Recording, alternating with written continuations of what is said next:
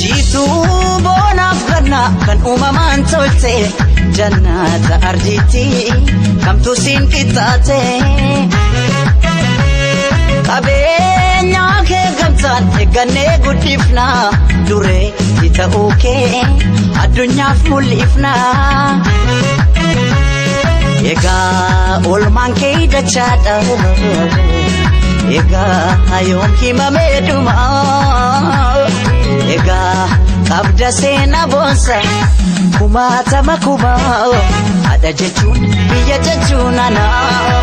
Oromiyaa dhuma